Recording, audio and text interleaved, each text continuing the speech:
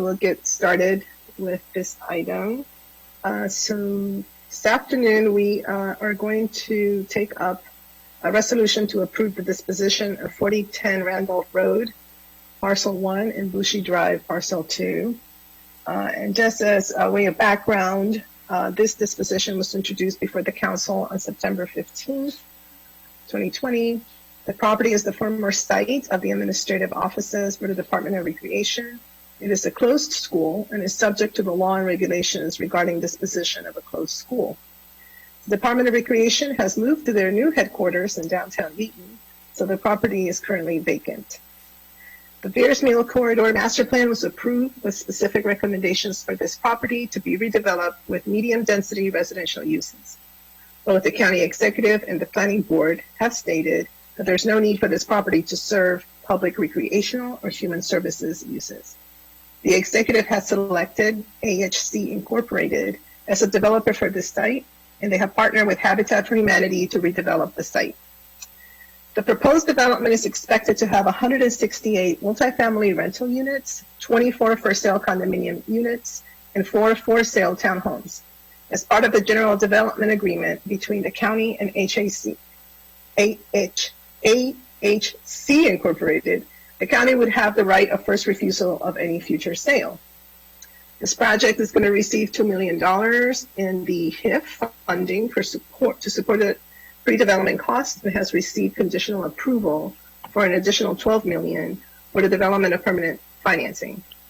A general developer agreement was executed between the county and the developer, AHC Incorporated, in partnership with Habitat for Humanity on July 28th of this year. All units are affordable at ranges of 30% of area median income. So now I'd like to turn it over to our analysts, Linda McMillan and Nadine Mia, so that they can walk us through any other specific parts of this particular proposal. I also would like to welcome Mr. Vergasant. Here on our list, I have Mr. Vergasant, who's the Deputy Director, Department of General Services, Ronnie Werner, Chief, Office of Planning and Development, DGS, Alan Goldstein, Director of Multifamily Division, AHC Incorporated, Sarah Redinger, Director of Program Services, Habitat for Humanity, Metro Maryland, Asim Nigam, Director of the Department of Housing and Community Affairs for our county, Frank Demarais, Deputy Director of the HCA, and Profan Salem, Office of Management and Budget. So let me turn it over to Ms. McMillan, who will walk us through the conversation. And unless Councilmember Reamer, who chairs the PHED committee, has any opening remarks? Nope. Okay, so let's get right in. And colleagues, if you want to, you can either text me or just raise your hand and we'll get into the conversation. But in general, I think that this is a very exciting proposal, obviously. And I know that all of us have been quite familiar with this particular site because I believe everybody participated in the tour of the Bears Mill Corridor sector plan, and was very excited to know that there are these, that there is this one opportunity right here, which is very rare, of public owned land for this type of exciting type of use. So with that, I'll turn it over to Ms. McMillan. Thank you. I think you covered the process very well. This is a closed school. Mr. Mia is here and can answer any other questions about process in terms of this compared to some of the other property dispositions that we do under different part of county law. But I think Chair Navarro, you covered a lot of the process issues. I did just want to say the affordability is between 30% and 70% of AMI, just to clarify that. But it is 100% affordable, and it also is has a really exciting opportunity around homeownership. And so I think that what I would like to do, Department of General Services has just a couple of slides to show you with some overview of the project.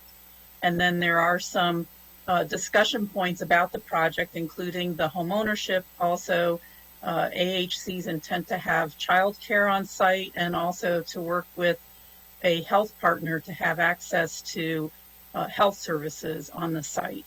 So I think unless the council members have other opening comments, maybe the best thing to do is to turn it over to DGS, who could just walk you through their slide presentation.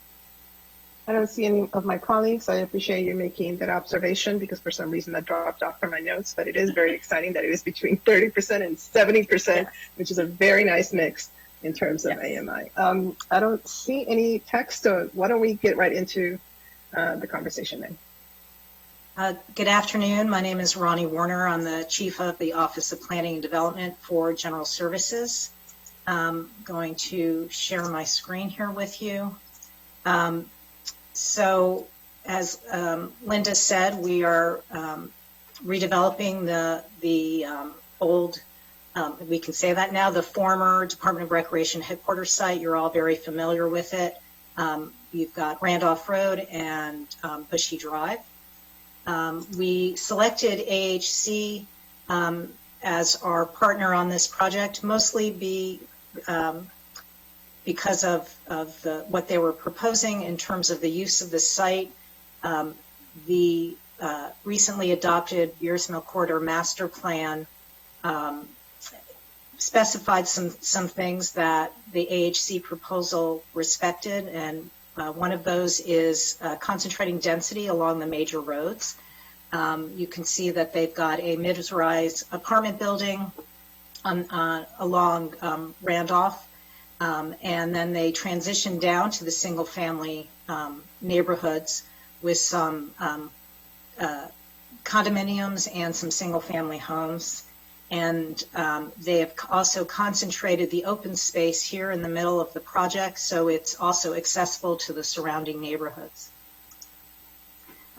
As was stated, there are a total of 196 units, and that is comprised of 168 rental apartments, 24 condominium units, and 4 single-family homes. The bedroom mix is one that we really push for. We have a range from 1 bedroom to 4 bedroom units, and you will see that we have a high number of 2 and 3 bedroom units. The income mix is between 30% and 70% AMI. As you will see, we have 25 units at 30 and 40% AMI, 61 units at 50% AMI, 81% at 60% AMI, and then the 4 single-family homes are at 70% AMI. All of the units have income restrictions. DGS worked very closely with DHCA on determining what these are. 30% of all the rental units will be considered MPDU units. All of the other rental units will be governed by recorded covenants and will be affordable for up to 99 years. And the for sale units will be affordable for a period of 20 years. We have a very aggressive milestone schedule, and AHC to date has been on track for this. They anticipate getting all development approvals by July of 2021 with a record plat by September of next year.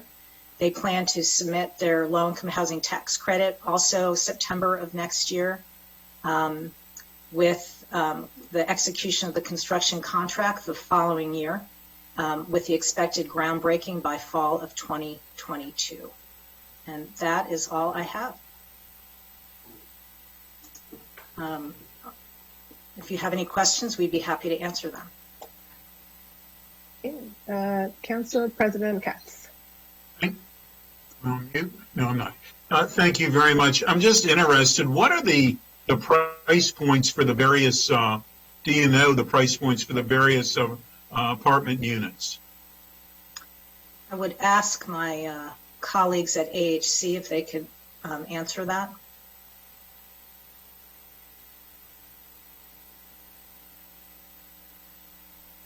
Alan or... Yes, thank you. And Haley, may I ask, since I believe you have all those materials spread in front of you, if you could talk about the rent levels that equate to some of the affordability levels that were mentioned, please? Yes, thank you. Glad to do so.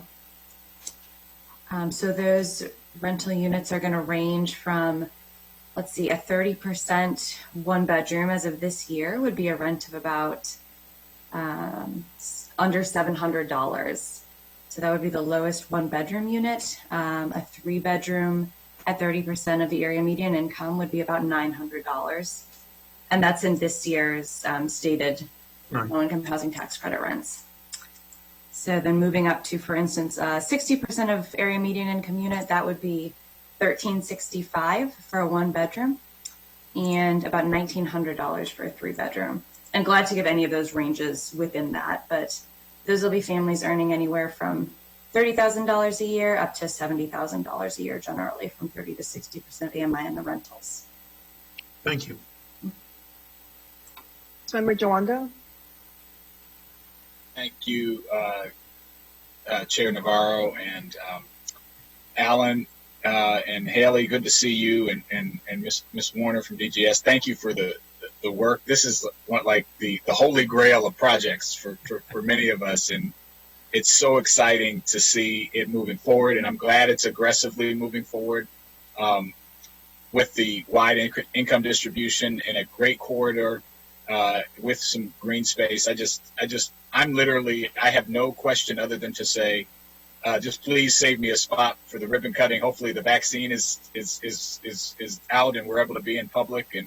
But this is just such a great example of a great public-private partnership and what we can do with public land. And so just appreciate your work and the thoughtful work of DHCA and of DGS and the whole team. So kudos, and there's going to be some really great people and families and communities that get to benefit from this project. Thank you for your very kind words.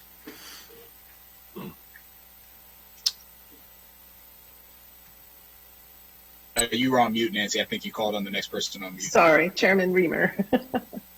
Thank you, Chair Nancy. Great project. Craig, congratulations to AHC. It's great to see you here. And it's nice to see the vision of the Fierce Mill Corridor Plan, in having forward momentum. I'm not sure that I really have I certainly don't have any concerns about the project. I think it looks like a terrific project. I guess maybe a question for AHC. Was your initial formulation to not have market rent? Is this how you first conceived of it, or was that the kind of the result of dialogue with the county? Thank you, Councilmember Reamer, for the question. A couple of observations on that. Turns out that some of the affordable rents at the higher levels that Haley was talking about start to approach the rents in the submarket. So there isn't the type of delta that you would expect to see between market and affordable.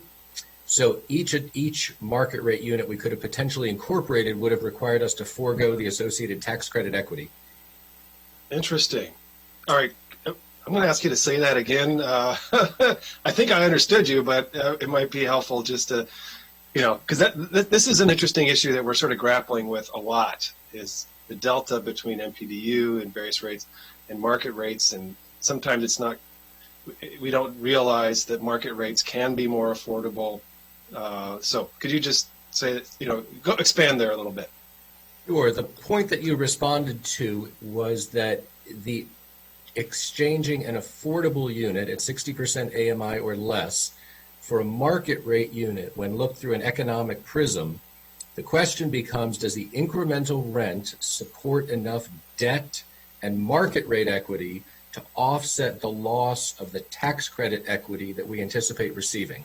Right. The tax credit equity, in broad strokes, excluding land and other costs that are ineligible, is effectively subsidizes 25% of the project costs. Right. And given the RFP, Mr. Elrich's statements, the housing plan that's out there, the council's initiatives, it seemed prudent to come forward with a 100% affordable project. Very good. Okay, that makes sense to me. So this is $12 million from the HIF, right, Director Nagam?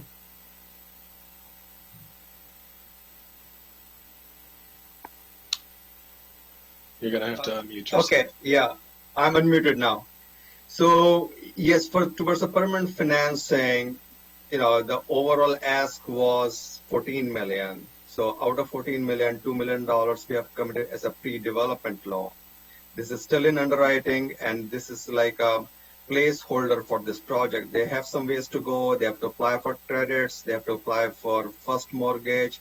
They always look for other financing sources. And one thing that I really appreciate about AHC, they always think outside the box. So whether it's Federal Home Loan Bank grant, or it's Housing Choice Vouchers from HOC, or it's National Housing Trust Fund money, or some other money that's maybe out there, they'll bring those monies to the table so that we can leverage our county dollars to the maximum extent. Okay, well, sounds great. Thank you. Sure. All right, Councilmember Friedson. Thanks. I'll echo the chorus here and just say I'm really excited about this, and particularly pleased to see the Beers Mill Quarter Master Plan that we all worked so hard on with the PHED committee and council members Navarro and Katz, because Beers Mill encompasses both of their districts as well. So this really was, in many ways, a joint effort. There were some tough, important decisions that we made on that, and one of the major focuses that we had was on this site and the possibilities that this site would have in terms of producing serious, high-quality, affordable housing to meet some of our affordable housing goals. And this is the initial return on that major investment of time and public energy, and I'm really excited about that, and really appreciate Alan and Haley and AHC coming forward with such a great proposal, and for the executive branch to be working through all of these issues. And I think it speaks to, as we talked about, or as you just talked about, you just mentioned, the delicate balance of affordable housing and how it requires significant amounts of public investment, and how it has to operate within the confines of the marketplace. And the balance of tax credits and of HIF funding and of outside private and public funding sources are part of that equation that have to all work just right in order to make the economics work. And you found a way to do that here,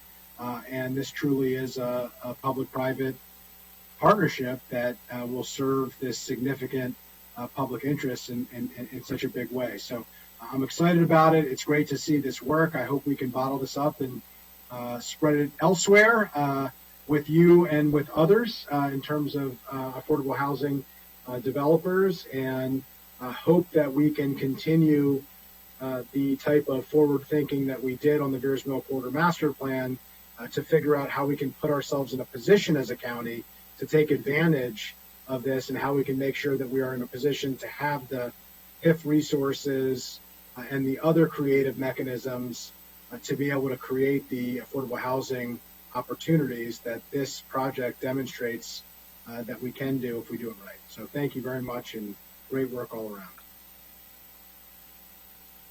Thank you. So I have a couple of just questions. Another, when I had the opportunity to be briefed on the project, one of the things I pointed out was, my hope that, of course, these will have incredible finishes so that it just integrates with the community nicely and it's high quality. So just wanted to hear a little bit about your take on that and what you're doing. The other issue had to do with outreach. I know that there's, you had also indicated that there would be outreach into the community. Obviously, this is a very diverse area of the county, high percentages of Latino residents. So want to make sure that outreach is going to take place, and also that it is culturally and linguistically appropriate. And lastly, the issue of the childcare opportunity there. Obviously, this is another thing that we on the council through this master plan pointed out, that we're trying to address a number of policy areas. So early care and education being at the top of the agenda for the county as well. And I know when we spoke, I had mentioned, to please connect with Joanne Barnes and Vivi Otero, et cetera, to see what could be done there, especially because, I digress a little, but we still have that as a priority for the Wheaton parking planning headquarters, and there seemed to be a bit of a delay getting that done. So I want to make sure that we learn, from that experience and move forward with something here. So So those three areas in terms of the finishes and then outreach and childcare. Thank you for the opportunity to talk about some of those exciting features of it. AHC has always prided ourselves on the fact that our communities, when you're driving towards them and looking for them, if you have any preconceived notion of what an affordable community might look like, you won't find ours. We are indistinguishable from commensurate market rate product in terms of the quality of the design, the attention to detail in our finishes, and we are just putting the finishing touches on a package to go into park and planning, which is a very nice package that will bring sort of an urban-esque feel to a garden apartment complex. It's going to be very fresh, very open, access to the outdoors. It's going to be lovely from a finishes perspective. Going to the interior of the units, we always have high quality because we are long-term buy and hold owners and operators of properties. So from the cabinets to the appliances to the flooring, all of it will be, we have an internal standard that we maintain for all of our properties. So all of that will come to the fore here. In terms of the community meeting, in partnership with our zoning attorney and our friends at Habitat and others, we did pull off a community meeting the other evening. We appropriately noticed in terms of language and distribution and all kinds of things, the meeting. I believe we had 5 attendees, including several folks who lived immediately adjacent to the property. There were questions, Councilmember Navarro, about parking. There were questions about process, but no real concerns that have us scrambling. So I want to bring those to your attention. I believe that our responses on those points were adequate. And then lastly, the daycare will give me the opportunity to point out that we're trying to address here the 4 core needs of lower income households, which are affordable housing, hit that one on the head, transit. This location is at the intersection of 2 bus rapid transit lines. So we're very excited about addressing that need for folks to be able to get into Wheaton, over to Rockville. It's a wonderful location. Daycare. We have set aside just over 3,000 square feet in the larger building, if you can reflect back to the pictures that Ronnie shared with us, to be a daycare center. We have previously done 4 either daycare or preschool type facilities within AHC communities, and we are talking with partners throughout the area to try and find what that right connection will be, who our partner will be. We have reached out to Joanne. She and Barbara Andrews are introducing us to the right folks, and we will try to find that partnership there consistent with all of the vision and the goals that you laid out in your task force report. And then if I can just keep going on that 4th point, the 4th point is a bit of a stretch, and it's not a formal element of our proposal, but we are trying to see if there would be a community-based health partner that would want to use some fraction of that space to have either a standing presence or a irregular clinic to be able to serve people, meet them in their community, address their healthcare needs. So we've got pending meetings with the Latino Health Initiative, the African American Health Program, and we'll see if we can't put that together as well.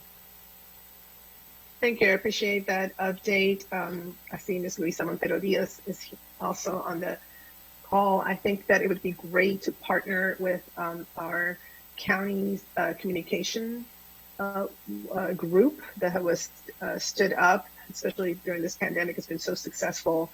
They have a WhatsApp feature, at least to make sure that the community knows that this is coming and the features there, because it's a very exciting opportunity. And so I think that utilizing some of those mechanisms that we have stood up because of the pandemic, but will no doubt be permanent, would be a great tool for you as well, Mr. Goldstein, as you move through a lot of these really wonderful components of this project. Councilmember Reamer.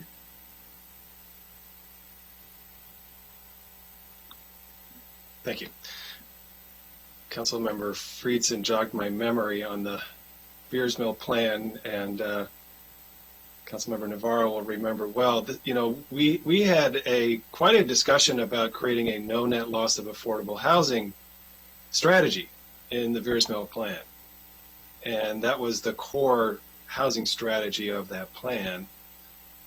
We envisioned that certain properties that are privately owned would be redeveloped, and then certain properties that are publicly owned would be redeveloped.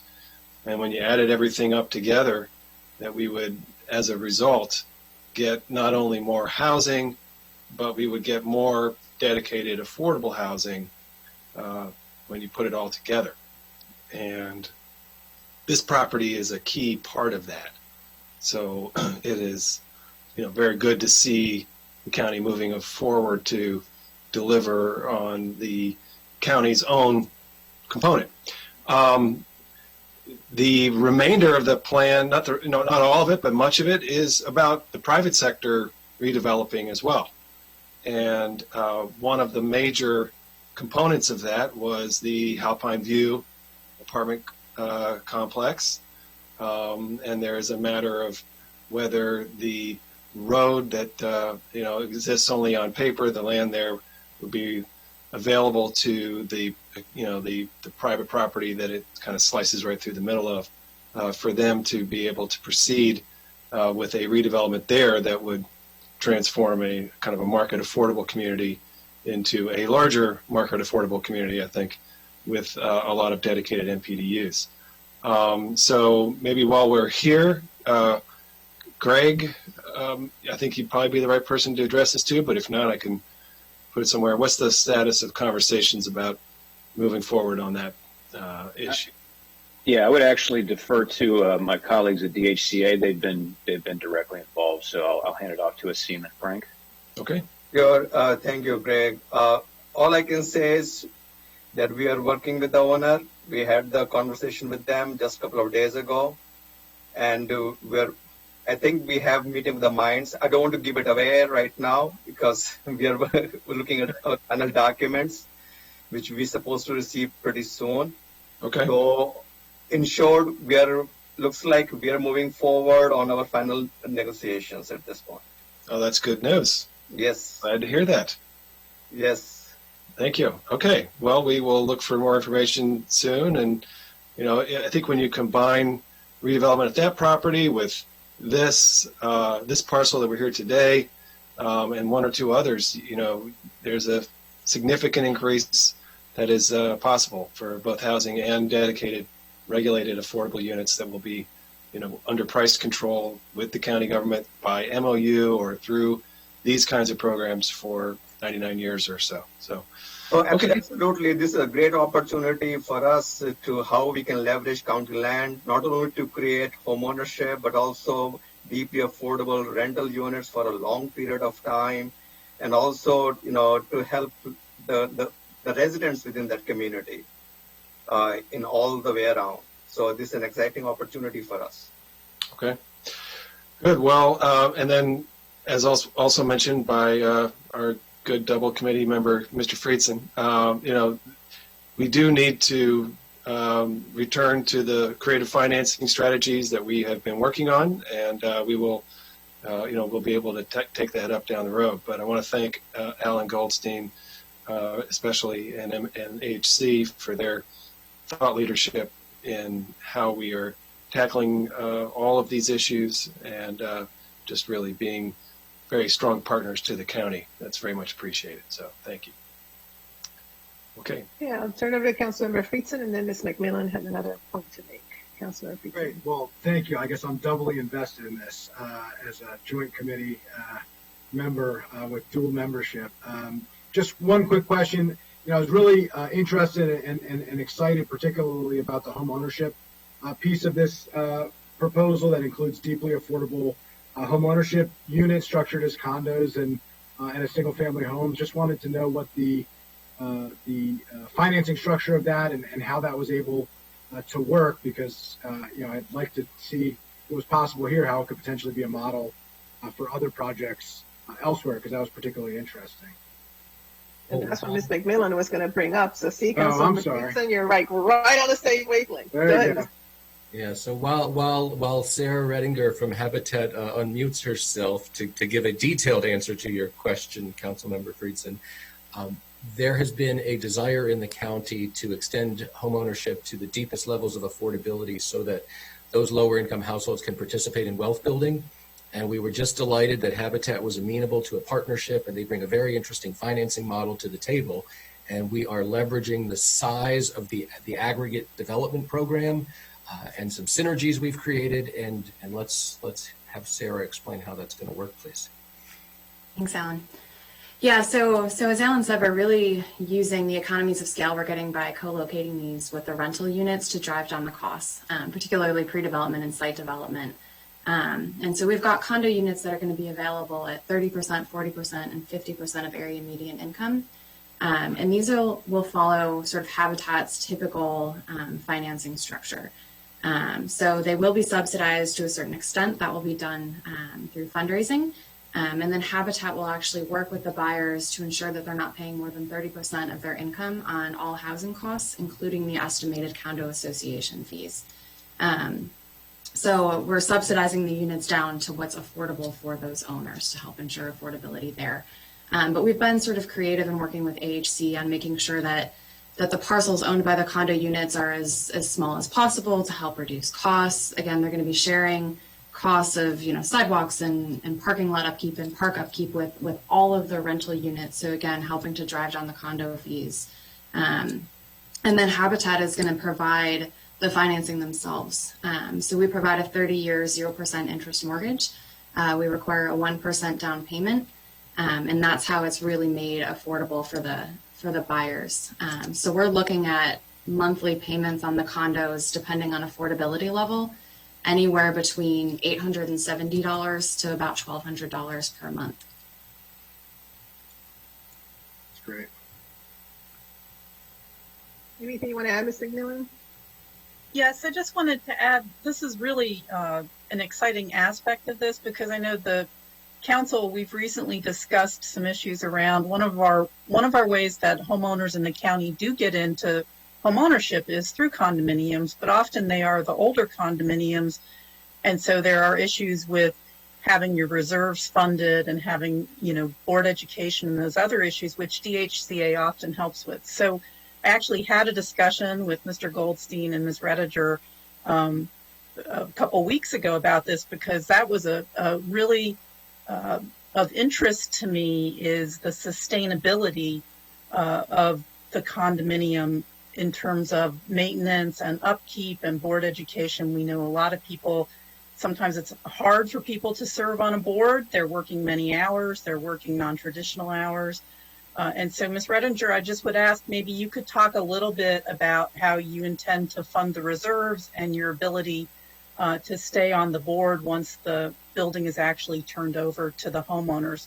Because I do think this is a really, this has real potential to tell us how we can create opportunities for home ownership and wealth building in our new developments. Absolutely, thank you.